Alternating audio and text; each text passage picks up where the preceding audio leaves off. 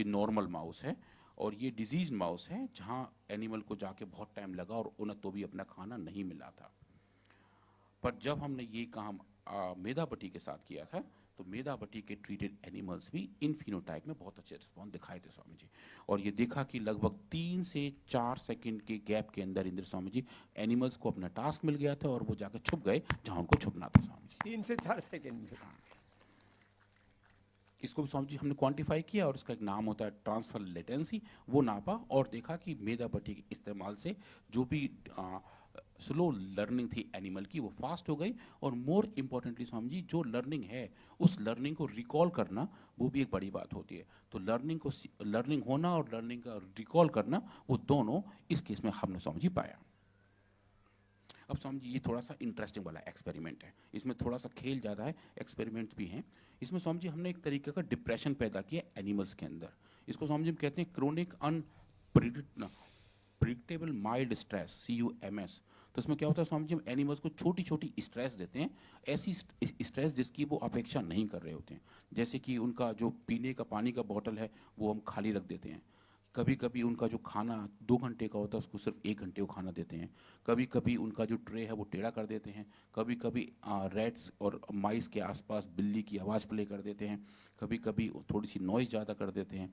ये सब एनिमल स्वामी जनरली 12 घंटे लाइट और 12 घंटे डार्क में रहते हैं। To give them mild stress Swami ji हम उनको 24 घंटे लाइट में रख देते हैं। कभी कभी इनको एक ट्री स्टेयर में रख देते हैं। और ये सब बहुत ही रैंडम तरीके से करते हैं। तो एनिमल्स को उनकी आदत नहीं लगती, पर लेकिन ये सब ऐसे होते रहते हैं तो एनिमल्स स्वामी जी डिप्रेशन में आ जाते हैं। तो वो जो डिप्रेशंस हैं उसकी वजह से बहुत सारे बिहेवियर चेंज होते हैं स्वामी जी। फिर हमने उनको देखने का प्रयास किया। तो स्वामी जी एक और ये वीडियो है जिसमें हमने मेजर किया है सप्रेस्ड फीडिंग टेस्ट। तो इसमें जो आप देखेंगे कि ऊपर एक माइस है जो ऊपर आप जो वाइट वाइट देख रहे हैं इसका हमने समझिए ट्रैकर लगाया हुआ था। तो जो लेफ्ट हैंड साइड में टॉप साइड में हम देख रहे हैं वो नॉर्मल एनिमल है जो पूरी 10 मिनट की विंडो में स्वामी जी पूरे अपने केज में घूमते रहे थे। और जो बीच में देख रहे हैं वो डिजीज एनिमल है जिनको हमने डिप्रेशंस पैदा किया था। और जो पहला मार्कर है डिप्रेशन का स्वामी जी कि एनिमल एक तरफ कोने में ही रहते हैं, कहीं ज़्यादा घुमा फिरी नहीं करते, अपने आप में ही बंधे बंधे रहते हैं। तो जब देखें स्वामी जी जो फाइनल डेटा आया निकल के 10 मिनट के बाद वाला कि नॉर्मल एनिमल हर तरफ घूम रहे थे, डिजीज एनिमल एक तरफ बैठे रहे थे। पर मेधा क्वाथ जो है हमारे पास स्वामी जी, मेधा क्वाथ का एक्सट्रैक्ट जब दिया गया 3 अलग अलग डोजेस पे तो स्वामी जी डोज डिपेंडेंट तरीके से इन डिजीज एनिमल में नॉर्मलसी आ गई थी स्वामी जी। और ये स्वामी जी एक बड़ी बात थी क्योंकि हमने डिप्रेशन का पहला मॉडल और दिखाया कि डिप्रेशन में मेधा क्वाथ का एक्सट्रैक्ट बढ़िया काम करता है।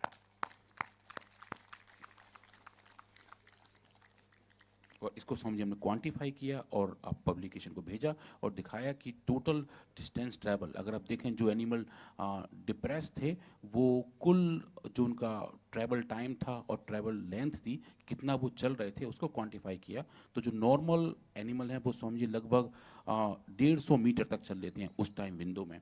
और जो डिजीज हैं वो स्वामी जी लगभग 60 मीटर तक ही चल पा रहे थे, एक तरफ कोने में बैठे हुए थे, उनकी घुमा फिरी बहुत कम हो गई थी।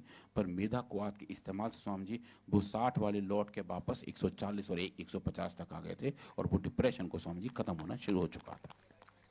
स्वामी जी यही मॉडल हमने इसमें एक ग्रुप में हमने इस्तेमाल किया था रजत भस्म का और उसमें भी स्वामी जी सिमिलर फाइंडिंग आए थे। और फिर आपने कहा था कि अगर दोनों का अच्छा है तो क्यों ना स्वामी जी उस एक्सट्रैक्शन को इस भस्म के साथ मिला के मेमोरी ग्रिड की स्वामी जी संरचना की गई थी।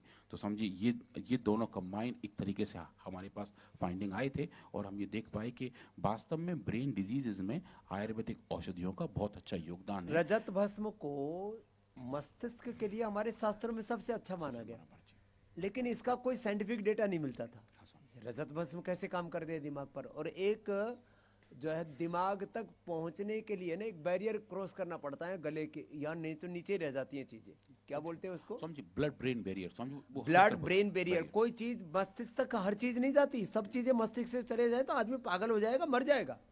तो कोई कुछ चीजों को नीचे रख लेता है। कोई भी दवाई दिमाग तक पहुंचाना सबसे बड़ा टास्क होता है दवा में, लेकिन ये रजत भस्म दिमाग तक भी पहुंच जाती है। हमने स्वामी जी जब एक्सपेरिमेंट खत्म हो गए तो हमने इन एनिमल्स के ब्रेन आइसोलेट किए और उन ब्रेन के अंदर कितना सिल्वर प्रेजेंट है जो अपनी चांदी है वो है वो देखने का प्रयास किया स्वामी जी, उन एनिमल्स के ब्रेन में हमें चांदी मिली जो नॉर्मली नहीं पाई जाती स्वामी जी।